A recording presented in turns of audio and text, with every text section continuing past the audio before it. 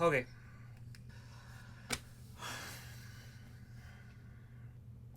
I'm in conflict with this novel. As you read the novel study outline, you see all the really important topics and themes that the reader is forced to think about. By reading this novel, those topics, those themes were relevant in 1962 in the deep south of the United States, and they're still relevant now.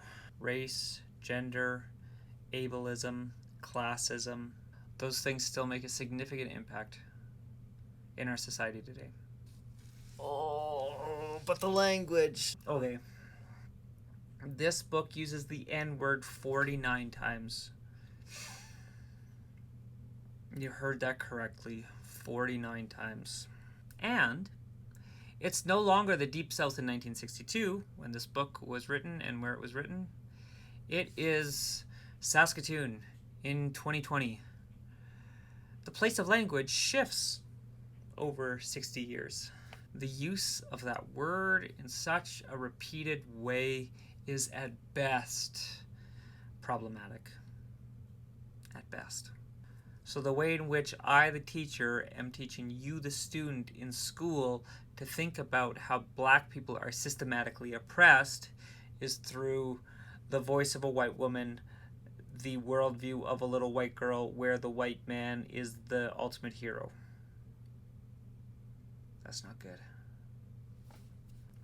Not to mention that I am white, I am a male, and in 2020, I am still privy to at least the lack of exclusion that many who don't look like me still experience to this day in Saskatoon in 2020.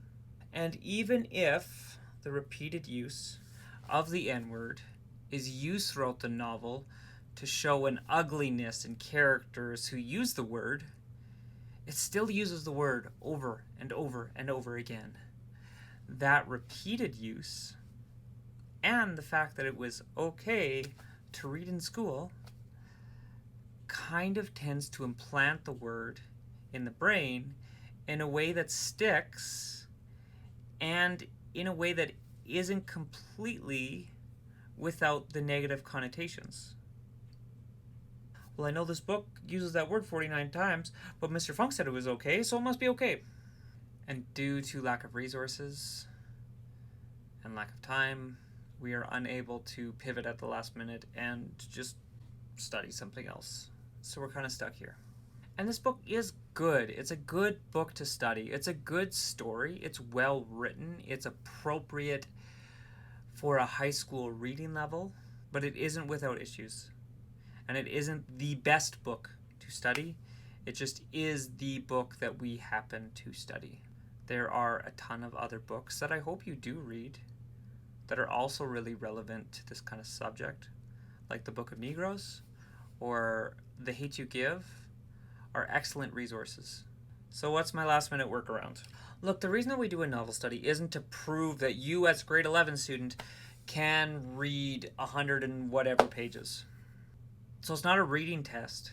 The reason that we do the novel study is so that we confront you with characters, with themes, with topics that you, as a learner, can analyze, to wrestle with. Wait, did Mr. Funk say that we didn't actually have to read the book as long as we know enough what's going on that we can kind of talk about the topics? No. But if you've made it this far in the video, then I'll let you in on a couple secrets. I often promote the use of Spark Notes or Cliff Notes or other summary websites when doing any kind of novel study. Pairing what you read with someone else's summary can actually just be used as a tool to make sure that as you read the thing that you read, you actually know what's going on. Obviously, you don't plagiarize, but you get what I'm saying. You can watch a lot of great YouTube videos from really smart people who do a really good job of dissecting the themes and topics within the novel. And look, learning how to find a good summary is a really important skill. So for this novel study, you do need to have an in-depth knowledge of the text. You do need to have an in-depth knowledge of the characters. You need to know how the topics are covered, how the characters wrestle with the different issues within the book. And you're going to have to make a radio play, so you're going to need to understand the characters enough to kind of impersonate them. But also know that if we were in class and I was reading this book out loud, I would have a pretty big issue with actually saying the N-word. For me, that's not my word. That's not a word that I get to say.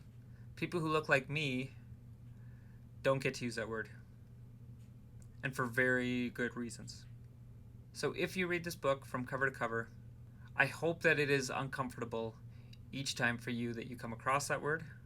And I hope that you understand that the repeated use of that word in such a short span within a book is problematic. So there we go. I hope you enjoyed the novel study.